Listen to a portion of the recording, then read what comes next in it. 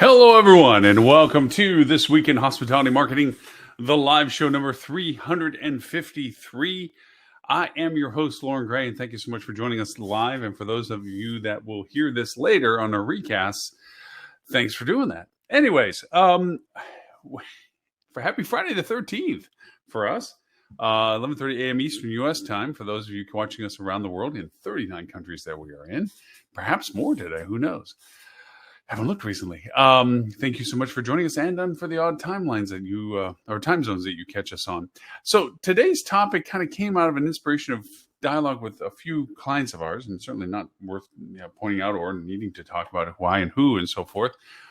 But it has come back into discussion as travel has come forward, in the sense that it's coming back in with all of its tribulations as to increased costs, inflations in the U.S., the cost of fuel, the cost of living, supply chain issues that are still around, and what have you, all the bleak things that we keep referring to.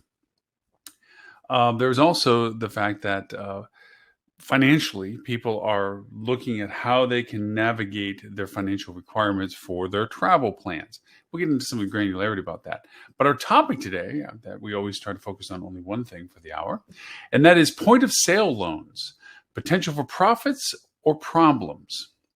And the reason why I bring up the paradox of it being a profitable possibility, lots of P's today, or problems, is because there is a give and take to this. For those maybe unfamiliar with point of sale loans, what they are is an introduction of another method of payment. Obviously, when we are booking for our hotels, we're offering the ability to create a point of transaction, which usually 99.9999% of the time is a credit card. We don't send cash in the mail. We don't even send checks in the mail. We don't even really take checks anymore when it comes to that, just because the delay process of verification and validation. We have debit cards, which are a credit card version of a check, really, in all honesty. It's an application of a charge against existing funds compared to credit extensions of credit cards. But as the interest rate has gone up, and the interest rate will continue to go up in cards, there's a cost factor associated with those as well. So what has been brought into several markets, not just in hospitality by any stretch, but that's our focus, is the ability that in the method of payment, in your e-com funnel, you've made your choices, you've made your room selections, and now at the end of that path is method of payment selection. Of course, you can do things like PayPal, which offers credit, Amazon, which offers credit, which doesn't always connect to your method of payment places. But now there's others that allow you to say, hey, if you would like, we can stretch this cycle of payments. It's not an upfront cost for you to pay now. Now, obviously, with credit cards, you have some delay factor in the sense that it's not taking money directly out of your account at the moment, and allows you to break it up into pieces. Now, from a logistics point of view, the process is different in different platforms, and we'll get to platforms in particular by name and so forth in a little bit here. But usually what will happen is, based on the amount that you're looking to purchase with, like obviously a more expensive place or a longer duration stay, you're going to have a higher price tag when you add all the fees, the costs together and so forth, taxes and resort fees and everything else like this. You're at least several $100s, if not maybe potentially several thousands of dollars. And so you're faced with the putting it on a credit card, which has its own costs and fees if you don't pay it, clear it up within 30 days or whatever the time frame they offer you. Or putting it on your account, your bank account, paying it directly out of monies that you have and spending the money right off the bat. For those people that don't have that flexibility cash flow, credit card is the first natural option. These are the next option. And basically what they do is they say, we're willing to loan the money to you. Nothing is free. And to check to see if you qualify, they do what most of them, not all of them, do what's called a soft ping on your credit, which means that it doesn't cost you credit reporting points for a hit to your income verification. That's where the cost factor comes into you, that when people ping your ability to pay back a loan, not just who you are identified wise, but actually the ability to pay it back, that's when you suffer credit point reductions, because you are asking the credit unions, peoples, not credit union, that's not the right word to say this, but the credit reporting experience and so forth, to verify or validate that what you're saying is your income is what they last know of your income, because they keep track of your connection of income. And that's where you cost your credit points. Credit points going down means things cost more for you because your credit rating goes down. So you try to do that as few times, if as little as possible, let's put it that way, so that you don't suffer from these inquiries associated with validating your income for the credit that you're asking for. So these platforms will go over to a soft ping saying, okay, we verify for the information we're asking for you. You are who you say you are. And so, yes, we're willing to extend terms to you, but those terms, the condition of those terms, will be based on what's called a hard ping or a hard credit check, which again goes back to verifying your income and the capability of paying back a loan, and also indicating what your real credit rating is at the time that you're applying and so forth, based against the amount that you're borrowing, which is then calculated against your overall income. That math works out to what rate they're offering you. This is where it gets a little on the heavier side, because depending upon your credit rating, depending upon the amount you're asking to get financed, will dictate the percentage of the term of the loan that they're willing to extend to you. The average range right now is anywhere from 7% to, ready for this, 30%. Ooh, okay. So you would have to be accepting those terms. Now, if you're feeling that you would prefer to take advantage of the opportunity to dilute the cost to you rather than one single hit cost, because even with a credit card, you'll have to, if you don't want to get hit for penalties or not penalties, but interest rate on the credit that you're being asked for, you would probably want to clear it within 30 days. So you're looking at the fact like, well, this is a pretty big ticket. Let's make numbers up. Let's say you're wanting to book a ticket or a travel trip that the ticket cost comes to about $5,000. Okay, now this could be for your flights, your hotels, whatever. $5,000 for the transaction you're looking for, and you don't want to put it on your credit card, which we'll get back to later, because you don't think you'll be able to pay it off in the 30 days, or without then paying interest afterwards. And again, we'll get back to the credit card scenario in comparison to this. You see these as a term that says, well, I'm going to be leaving here soon. I'll go enjoy my trip in the next couple of weeks that I'm going to be going, and then I'll take the next 3 months and more, depending upon what you want. There's terms that you say, well, I'll pay it off in 3 months, pay it off in 6 months or longer, if that's what you're asking for. And it's okay for me. It's worth it.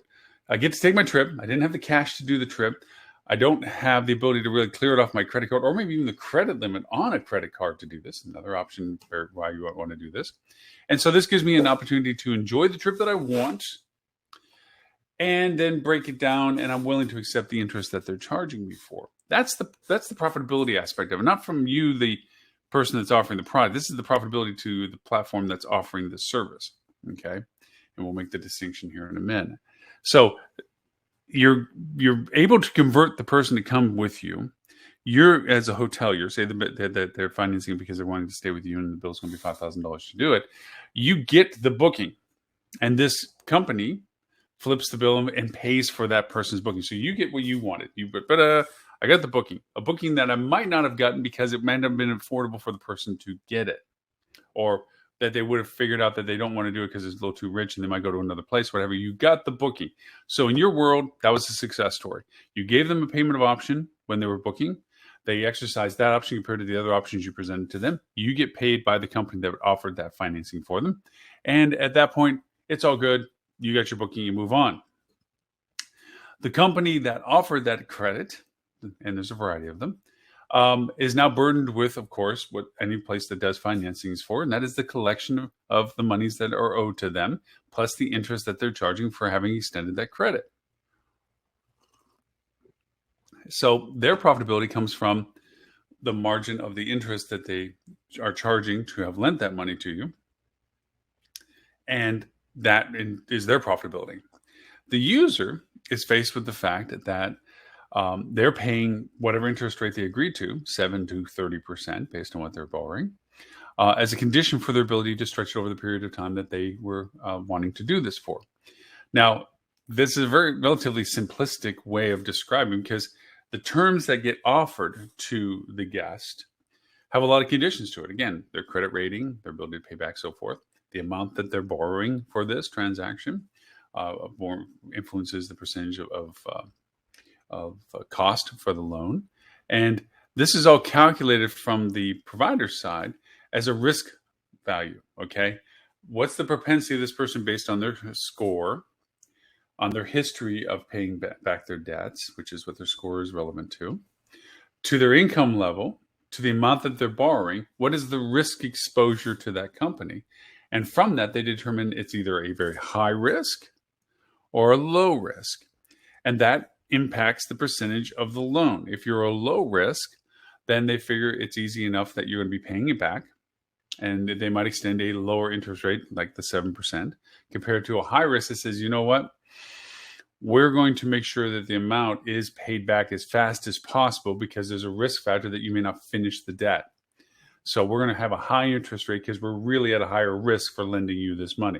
I'm not saying that's how the math works, but just out of common sense, it seems to make the correlation between the two. So let's just take the worst case. I'm borrowing the $5,000. I'm a high risk person.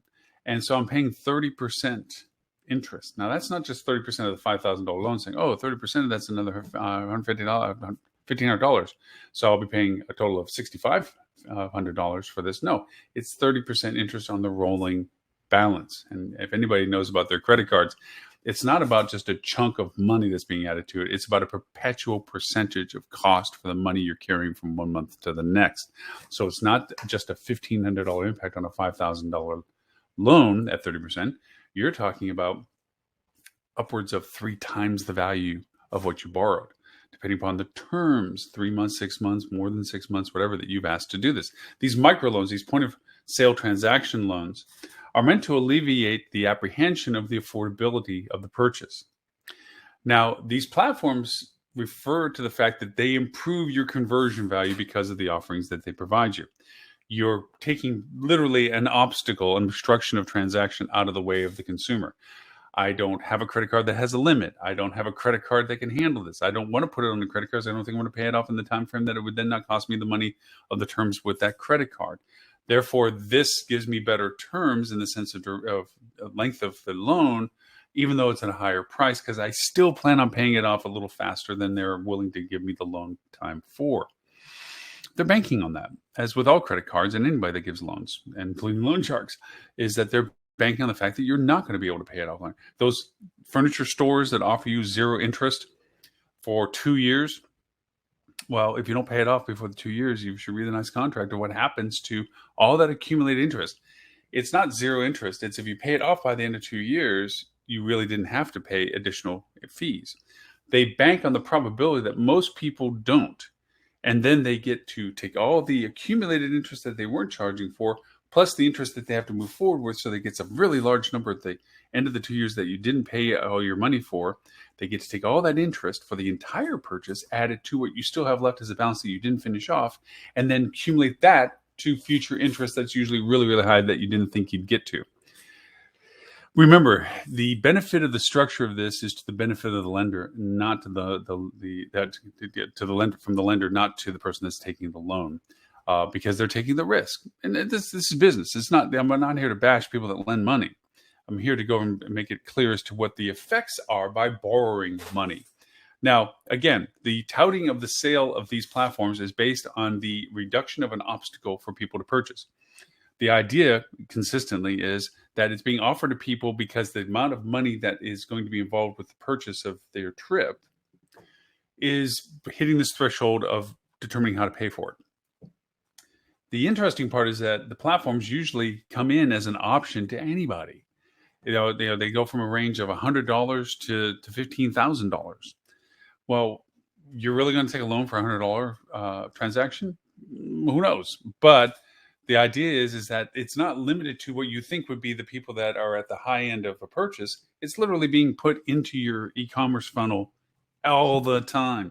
Then, unless you're a $49 room night hotel and people say they're one night, it's unlikely that you're not going to see this option of payment in your e-com funnel the whole time.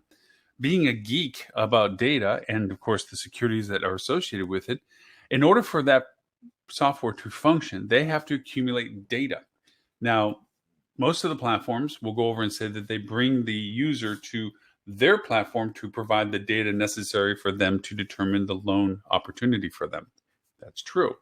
But in order to have that trigger go that way, they have to be at the point of transaction that they have to pull data from your e-com funnel to know what the person is asking to be lent money to about. In other words, they need to pull data from your transaction point where it says this is how much it'll be for your trip, and this is who you are. And then you say, well, I'd like to pay with this possibly as a loan. That loan software, by a code that you put in your e-com funnel, reaches in and keeps track persistently of, okay, well, what amount are we talking about? It pulls that data out. Who are we talking about? Okay, so you're Loren Gray, you're looking at this. Okay, fine. Now, Loren, we want you to fill this information, so put your name back in. This verifies data, doesn't just first accumulate the data. It verifies that the transaction is connected to the person asking for the loan. That has to be a condition of this. From that, they then have to say, you're looking at buying something for $5,000 because they pulled that off of the e-com funnel. Also from that, there is additional amount of data that we all know goes through the e-com funnel. The geography of me, the information I've provided in there, the dates. There's a tremendous amount of information in the e-com funnel associated with these trackabilities. Now, in contracts with those, you can look at those contracts that they provide you, and they say that we follow all standard guidelines, so forth and so on, but they also create an exception to themselves in their contract saying that they need to take this data to verify the transactions that they will be providing. So in other words, we follow the rules until it applies to us, which means our rules are we have to need this data to do our business. The questions about how do they store this data, how long they restore this data, how do they quantify this data, how do they attach it to the guest particularly, and how do they follow those guidelines for all the rules that we have to follow between GDPR, CCPA, and so forth, as to, say, for instance, I, Loren Gray, go back to the hotel that offered this payment method and say, I would like to know what data you know about me. And the hotel, being the due diligence steward of this, shares the data that they have. But what they don't have is the data that was shared to this platform that provided the payment method, the point of sale loan, because it's not in our databases. And so we provide, and they say, well, I want all my data removed from your database platform. Okay. And we do diligently comply with taking all that data away, but we don't control the data that was gathered by this platform. And then what happens? Well, we're trusting that the platform that we put into our system is also following the same guidelines, which contractually we already know they don't, because they say that they're the exception to it. And what, for any reason, they either have a data breach and or they send out some sort of marketing for themselves to re-incentivize the person to use their platform again, referring to the transaction that occurred with us. And now all of a sudden that person go, wait a minute. I went through all the problem of going to that hotel and saying, what data do you have? They announced it. I told them to get rid of it, and they did. But now you're referring to that very same thing with that hotel that they told me wasn't there anymore. And now the reflection is on the property and not on the platform. And it's a leak that we have. And when we're the ones in the front line of this, where it's like now the guest is coming back to the hotel going, hey, where did this data come from that I got this email incentive or this text or this information that refers to the stuff that you said was removed? So you didn't. And now we're in a position of either trying to defend ourselves or validate that we did what we said we did. And in fact, then they can be chased down saying, well, you really didn't, because you allowed this platform to access the data. And then you excluded them from the conditions of maintaining it the way you said you were maintaining your data to comply with GDPR and CCPA and all the rest of the stuff. And from that, you then go over and are now possibly in line with legal issues because you weren't in control of the data that is how it's being used. Now, I'm making this as a worst case scenario. I'm not saying that that is how it's done. I'm not saying that it has been done. It's just based on what these platforms do and the need of data that they have. These are open cracks to the data storage and compliance capabilities that you are saying you're maintaining when you're already allowing them contractually to pull data. Even if the person is resupplying it on their platform, that transaction confirmation still has to be connected to your platform. So all gloom and doom. Okay, talked about the bad aspects of this. And because of that, you're faced with the fact that you're offering a method of payment that you hopefully reduced an obstacle from, improved conversion, just like the platforms that are selling you say that they do. But let's talk about the merit of these kind of platforms in a very pragmatic way. what are we looking for? Now, most of the platforms refer to the fact that most people that use them are savvy, stable financially people that are just exercising the option of leveraging the continued ownership of their monies by extending their ability to stretch out their payments so they don't have to keep taking direct hits to their income. I say no. I'm sorry. Just my personal opinion about this is those aren't the people that are using the platform. I'm not saying that they don't, but that's not the primary people. The people that are looking at this as an option are because they are limited in their options of payment. And they're seeing this as an opportunity to forego, delay, or dilute their means of payment for a probably more than they should be spending transaction. And that's who you're looking for. The reason why there's places that you bring product in to get money for is because they have no other means to translate what they own into cash that they need. We know statistically, and I was doing it for another research on Drive Market, which I'm literally thinking about making another show about because it's so fascinating about drive markets and gas stations and gas station resupplies and who are the most busy gas stations and distances of driving and driving behaviors and so forth. Not to go off on a tangent. The idea is that we are faced with the fact that on average, as Americans, because I'll deal domestically, we do about, on average, 2 trips a year. One is related and hubbed towards holidays. In descending order of priority, usually around Christmas is the top preferred holiday travel period, followed by Thanksgiving, very close second, and then intermingled between a Mother's Day, Memorial Day, and Easter. Those things kind of float. Excuse me, July 4th, not Memorial Day. Excuse me, July 4th. Memorial Day is in my head because it's coming up. July 4th, Mother's Day, and Easter are the other float dates of holidays that people tend to travel around. Now, each has their distances of travel. There's correlations about how far you travel based on the holiday and so forth, but let's leave it at that. So that leaves one other trip that most people on average take, okay? And it's usually a larger trip in the sense of length of stay, which inherently means that it's a larger portion of their budget. On average, for those that reported, but it's amazing to find this data, is 3% of your gross income is usually related to traveling on average. Obviously, average means middle of everything. There are people that certainly do more than that, and there's certainly people that maybe do less than that, depending upon their income level. It's a proportion of a value. So, of course, 3% of what your gross value is an estimation compared to what average value of income people have. And that has a line. There's a line below 80,000. There's a line above 80,000 for family income. And then there's 2 splits on that.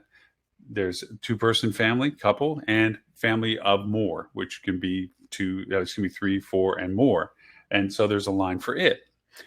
Strangely enough, very little traffic analytic data is on solo travel, but usually it's age sensitive. It has polarities as being incredibly young or incredibly old, and very little in between when it comes to solo travel, which I think is a statistical thing rather than an actual numerics thing. Again, tangent we don't need to get into. So you have 2 travel trips for the average consumer per year, of which one is holiday based. Okay. We know July 4th is in the summer, so that's certainly a nexus of summer travel. If we want to look, and this is napkin math, and that is last summer was an amazing tsunami of demand. We knew it was pent up demand for all of the restrictions that COVID placed upon us in the pandemic and our travel ability. And at the time, there was a lot of legal things as to the need for testing, the verification of not being having COVID, the restrictions of travel, the opening of borders, and so forth. Very heavy influence on why so much business was last summer. So we know historically, prior to even the tsunami of summer is historically a high travel period. Why is this? Well, at least half of the entire spectrum of travelers, whether below 80,000 in family income or above 80,000 income, have a trip in the summer that involves the fact that there's either kids and or slowness of business for them to allow for vacation travel to be scheduled. Okay. But either impact of having family or no family, summer is usually an opportunistic time based on weather and all availability of being able to travel that people find themselves traveling. So let's just make the push to say that the second travel plan, okay, can be nexused mostly around summer. We know that's not true because spring is heavy. Spring break is a key element of that, as well also fall before, with leaves turning and everything else, and before weather begins inclement for a lot of places and reduces their travel interest for that interim travel. Winter has a different segment. But for the most part, volume-wise, let's just look at summer. So rates go up, is what I'm saying. We just follow business pattern. For most places in the summertime, rates go up because demand says they can. No rocket science here. So with that, you have the fact that people purchase and recover. If on big ticket items, if I bought a car and now my monthly payment for that car is in part of my budget per month, it impacts my purchase interest. Obviously, if I'm paying substantially more for something, which we all are at this point, thinking of that, because of the increased cost of things and inflation and interest and everything else, we're paying more for everything. So these purchase decisions are going up. They're turning into larger numbers. So these platforms are beginning to flourish in their interest because people are faced with the fact that they do not have the liquidity now to make the purchase of the travel that they want. Connect that to the fact of the pent-up demand that is still existing, the really true not flourishment of people's travels interest. Because I didn't travel last summer, as an example. It was still too risky for me. That's when Omicron came out. I think it was Omicron. Delta came out that summer. And because of that, where everybody started pushing out in July, August came in very heavy and so forth. For that whole summer program, I didn't really travel. So there's still a large segment of our audience, of our people, that didn't do the travel last summer. There was a large audience that did because you could see the business. Well, now there's more of an equitable demand across the board where even people such as myself that were very hesitant last year are still saying, I want to take my vacation. So there's still people that didn't take vacation last year that are now in the gate, ready to go. They're in the breach, ready to happen. So the demand should be solid for this summer, even given the fluctuations of COVID's, infection rates and so forth, as tragic as it is, still affecting people's lives. People are still saying, I'm going to go. So we're going to have this pent up. So there is now also added to the behavior of people, the fact that I am not going to miss out on what I have been dreaming about. I have friends that are going to be taking wonderfully large trips that are very expensive. We have friends that are going to be on a cruise for 2 weeks in the Greek Isles. We have friends that are going to go to Spain for 2 weeks. We have friends that are going to go across the U.S. in RVs for a month. We have lots of friends that are just, this is it. We're going to do this. And those are some pretty hefty prices. So with it and the fact that their expenses are going up, they're looking at, do I want to run it on a credit card? And yes, the interest rates on credit cards are going to change. I have changed and will continue to change. They always allow themselves the gateway of saying, well, we gave it to you at an introductory offer of XYZ%, but at the end of that mandatory offer at the time, it's going to go up to whatever we think it should be based on, as it usually is connected to, prime interest rate. And with the interest rate having been hacking up half point at a time, that means your credit card interest rate is also going to go up. And for most U.S. consumers, they roll debt. Not all consumers clear debt every month. Not everyone can say there's zero debt. And so because of that, they carry notes. They carry debt, usually in the form of credit cards. Credit cards have limits. Also, even though that may be a lower interest rate than what we're comparing against to these point-of-sale loans, the fact that it would blow out their functional credit card so they can't use it because they have a huge ticket item of a travel expense on it, that is not an option for them. It's like that credit card is what I use between paychecks to make sure I can buy groceries, pay for gas, which keeps going up, and everything else. So I don't want to burn that card out by maxing it for this purchase for the travel.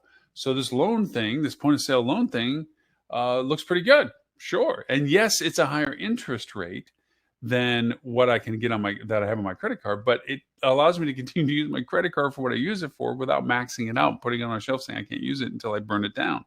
So there is a value proposition for it, that it fits that niche there. It's not, however, the way it's portrayed in most of these platforms of affluent, well financially stable, good credit scored people. They're just leveraging the option of being able to defer and dilute their payment cycle rather than lump summing it. I would also say that when it comes to looking at using these debt functions to it as well, is the risk factor of when the transaction is occurring versus the requested time to pay it off is something that has to be of concern to people in the world of, again, purchase and recovery. I do a big ticket item. My air conditioner at the home died, and even though I knew it was going to eventually die, it wasn't like I had a whole separate piggy bank where I put money in, the same when the air conditioner dies, here's the money. It usually means it just gets hit on the monies that we have from whatever account we need to spend it from to make the fact that we have to replace the air conditioner. And there's loans for that too. I mean, everybody's willing to offer a loan, but that kind of big hit may also mean, like, well, you know what? We were going to go over and think about replacing the lazy boys here or something. Let's push that out a little bit. We don't need to be doing a big ticket item, then another big ticket item, put ourselves into liquidity jeopardy where we don't have a lot of cash flow because we're buying these big ticket items. There is a recovery period associated with big ticket items. This allows for the big ticket travel item, which is, we just talked about, a heavy demand opportunity, coming into a heavy demand opportunity. There will be a higher ticket item because of all the costs associated with the travel.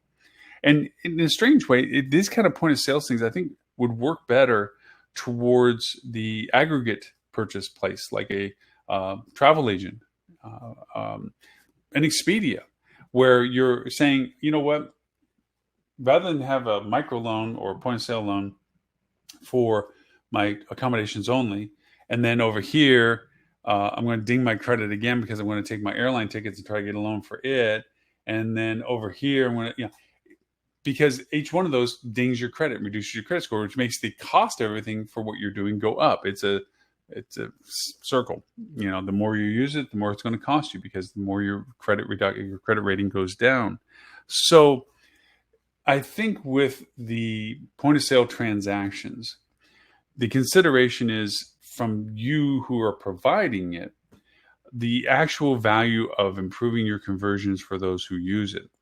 The reality is, it is not to the demographics that are pitching you it. It's the demographics of the people most likely to end up using it, which means you're also dealing with the fact that people are buying beyond their means. That's why you take a loan. Now, part of the promotional aspects of this is that they say, well, you can offer 0% interest for certain brackets of time to incentivize people that, hey, if you do this, we'll give you 90 days, same as cash, meaning you have 90 days to pay it off before you have to pay interest that we're going to hit you with. Again, like I told you, the furniture store example, be careful because the interest rolls on the large first purchase amount, regardless of how much you're paying against it. And then boom, that gets added into your total balance due, plus also the interest that's now related to it. So the backloaded kind of stuff is dangerous. It does improve the saleability of this, because for me as a person saying, well, I don't want to put it on my credit card. Let's make a scenario. I don't want to put it on my credit card and max out my credit card because I use my credit card to float me between paychecks, and I don't want to burn the card and not be able to use it for those intern places I need cash for gas and food and things like this. So this loan is an option.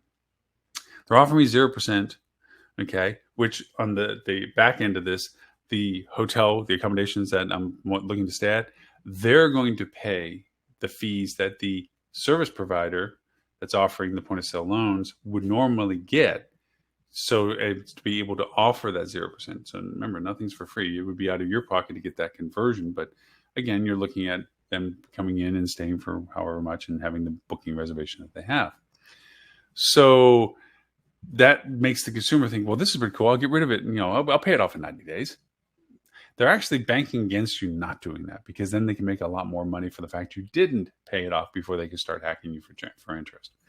But there is a sales perspective value from the accommodations, the resort, or the hotel, that thinks that by offering that incentive of 0%, payment, same as cash, over a period of time, that you'll even make it easier for the consumer to make the purchase decision, because it might be past their financial capacity to pay it now and normally the way that they normally would.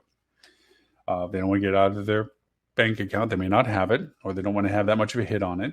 And they don't want to put it on their credit card because they don't want to wipe out the card or extend that card, even though it might be a better interest than what's being offered to give them the loan. Okay.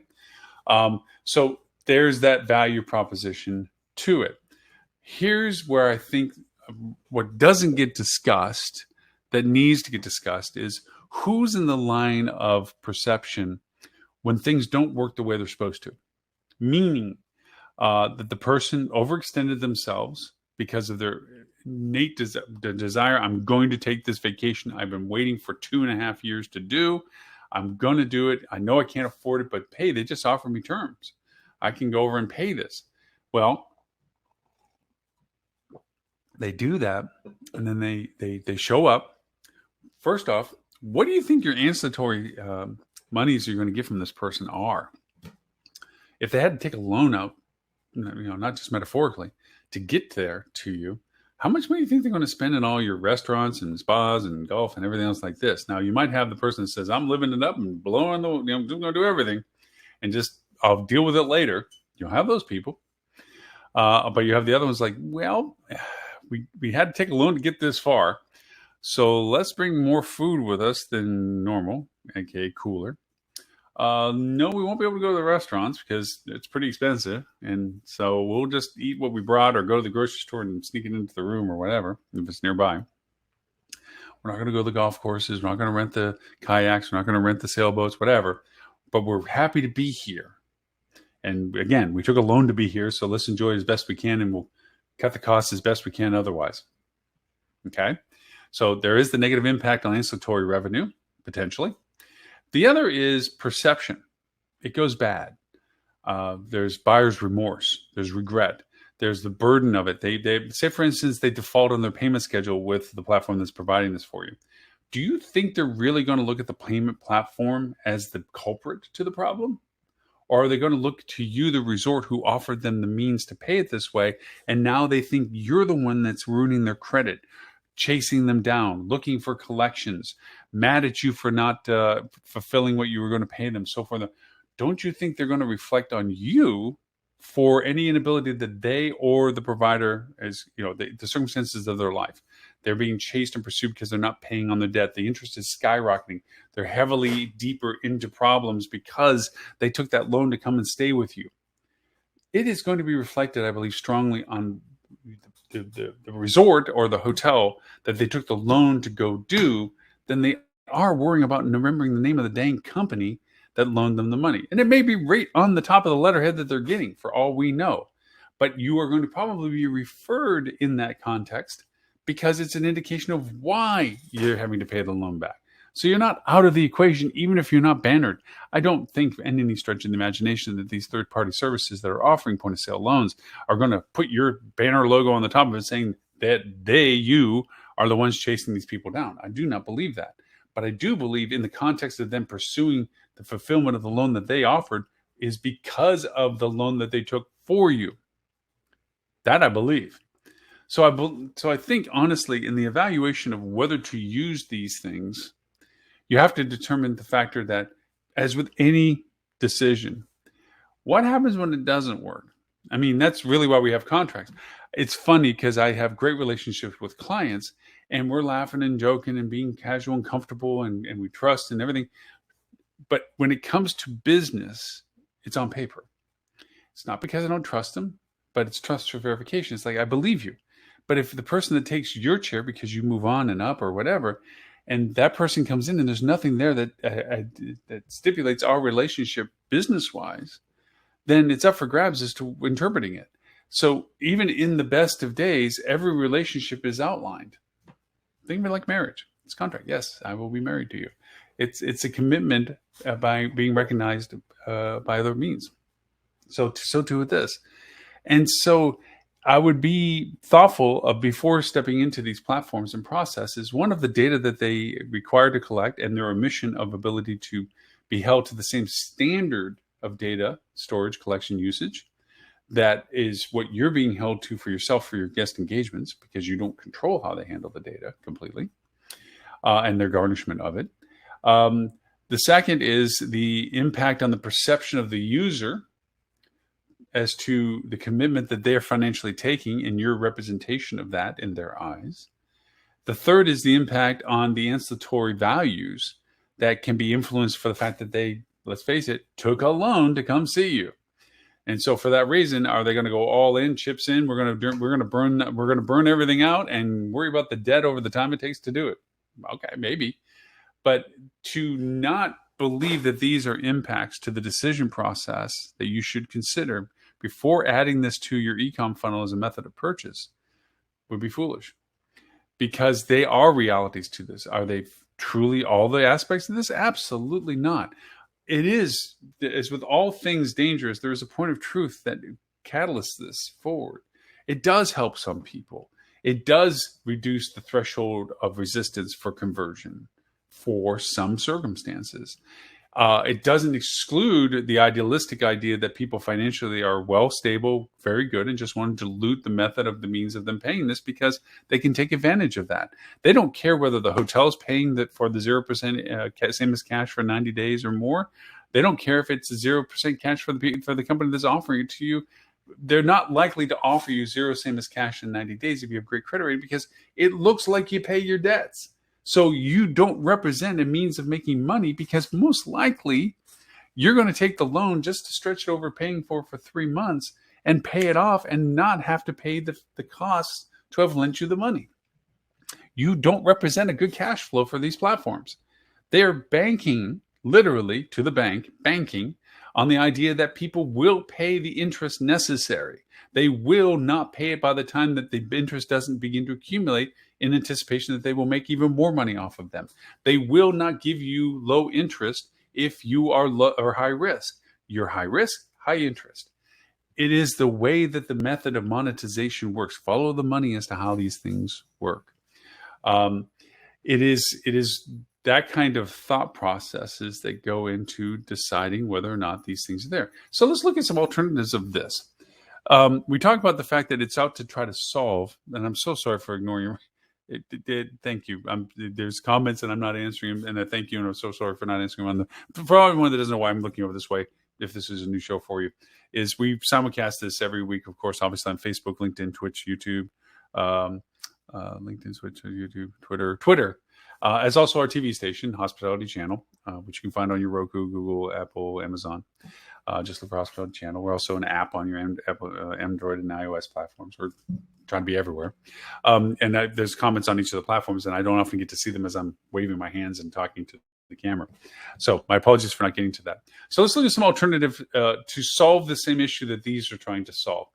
If the contention is that people are willing to extend past their financial means to take a trip because of the motivation to take a trip, which is understandable given all the circumstances that we're in, then how can we satiate that? How can we address that for some people? And, we've talked in many ways about relationships with our guests, the direct relationships with our guests. We've talked about, signups and memberships and so forth. But I think one of the elements that works best in this discussion is gift certificates, gift cards.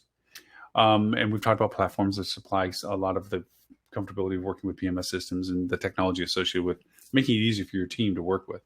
But wonder if you were to look at the idea that, okay, we have somebody that doesn't have the means to pull the trigger to stay for when they want to stay for the amount that they need to pay to stay with us for. Kmart, back in its day when it was a very popular retail store, came up with the layaway plan. Actually, they didn't come up with it, but they made it very popular. And what that was is basically the same premise for people that were wanting to buy presents and products for holidays. They started the holiday layaway plan progressively earlier as time went on, but usually about 90 days before Christmas. And what this allowed is for families who didn't have the financial means to buy it off the shelf that day, or even buy it potentially later because it's closer to Christmas, they could go in and take it off the shelf, go back to the layaway counter, and say, "Hi, could you hold this for me? And I'll make payments on it." Okay. And they would make a deposit on it so that they would literally take the product, goes back a ways, and put it in behind the layaway counter on a shelf with your name on it. And they would have a ledger for you that said that Loren, for this $100 item, put $10 down. And the idea was that you had to go in and put some money on this through the duration of time. Okay, there wasn't, you would say, I want to finish it off by a certain date or something, but, people mostly knew it was for Christmas anyway. And the idea was that you'd eventually go in as you got paychecks and say, okay, put $5 on it, put $20 on it. And eventually there would come the day that you would get to go over and put the last payment on it, and they'd take it off the shelf and hand it to you. It secured a lot of things. Secured the fact that it wasn't about being out of stock or shippable to you or anything else like this. It was sitting on the shelf in the back in the office there, and with your name on it. And as long as you kept making payments, it would stay there. The day you stopped making payments or couldn't do it, you could walk in and say, I'm sorry, I need to take that off a layaway. And they give you back the money that you had been putting on it, and they put the item back on the shelf. We're talking about the same thing. So how can you, as a resort or hotel that looks at the idea of doing this, do this without a severe amount of risk? Because there is risk. You're lending something to somebody per se. Not really. Think about it this way. We deal with perishable product at our hotels. The room that went empty last night is gone. Yes, it's the same room tonight, but that's tonight's inventory, not yesterday's inventory. And so it's perishable. What you didn't sell yesterday is lost. So the product itself isn't a toy in a box that if it's gone, it's a tangible thing. You can go buy another one. This is a fact that this is perishable. So the product itself is about availability. When you book a room, future tense, you're securing your access to that product during the time that you indicated. If you relinquish that, the room is still there. Now it's available to be sold elsewhere. Somebody else might want it. So if you make a reservation, we usually require that you pay, okay, when you use it. Now think about this. We have cancellation policies. We say, oh, well, within 48 or 24, we used to be like same day by 6 p.m. And now it's up to 24, 48, 72 hours. If you don't cancel it, you're going to pay a certain fee, like one night room and tax. So there's a threshold, okay? Now, we have created better rates for people that are willing to prepay, saying, okay, if you're willing to pay us now for your stay at least 3 weeks out, for whatever it is, then we can give you a lower rate because you've committed. You've given us money to say, I'm going to be there and I'm going to pay for it. Because when you do a prepay offer and say it's substantively less cost than having the flexibility of canceling it, 24, 48, 72, whatever your cancellation policy is. And because that, we're willing to give a lower rate to you because you're willing to make a commitment that says here, because there's a penalty that says if you do have to back out of it, technically, according to the terms, depending on how you have them up there, all that money is mine. You said you paid for it. We gave you a lower rate for it, which was the benefit of you doing that. And now you're saying, nope, I want to cancel it. Well, technically, according to the terms, you paid for it, and you said you're willing to forfeit that payment to get the lower rate. Oftentimes, one of the good things that we do as hoteliers is we don't hold to all of that, given the circumstances of why they had to cancel, or there's just a moderate fee that is a little heavy compared to our normal cancellations, but it pretty much is there.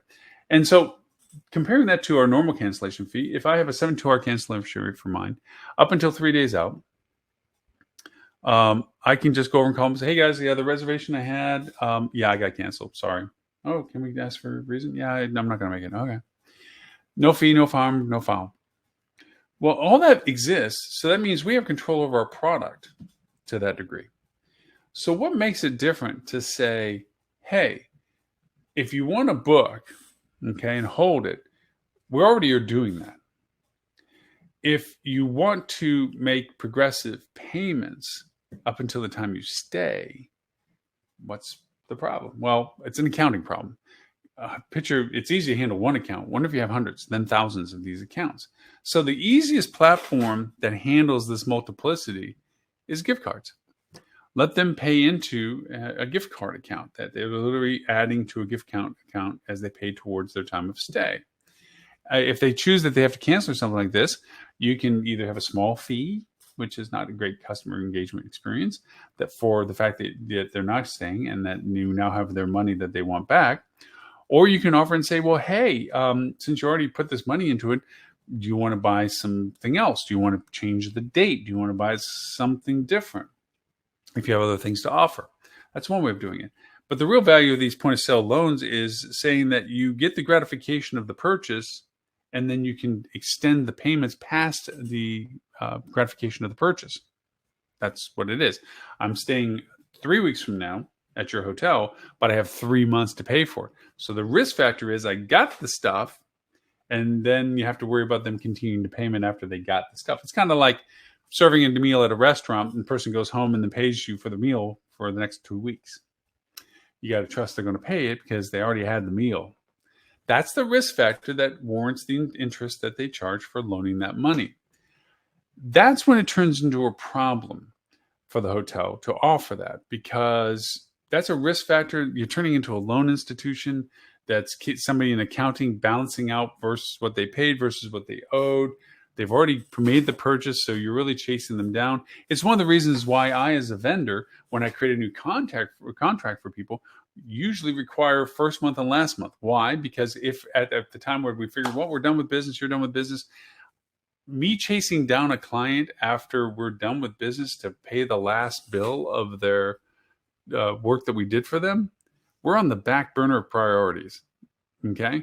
So having that last month at least has some credit equitable towards what we're risking for the notification, because we require 30-day notification. So we have this buffer that says, okay, we have this buffer amount of money. So that means we have a limit of what we're able to do because we've already been paid for it.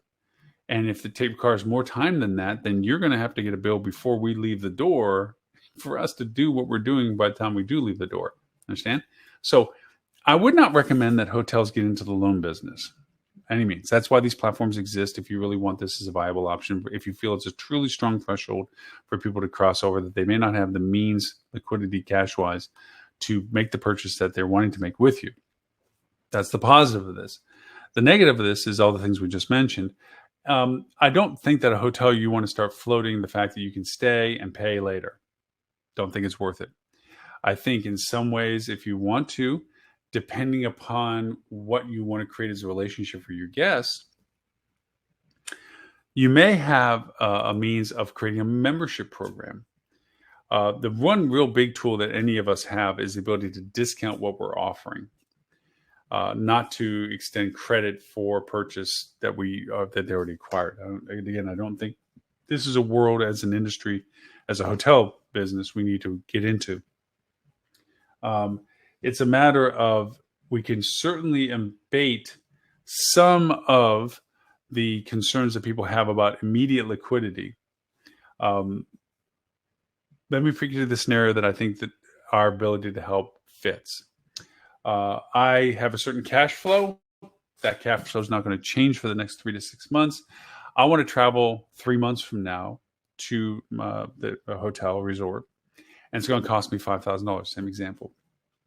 Well, the same inability this month to pay for it now is the same inability 3 months from now to pay for it then.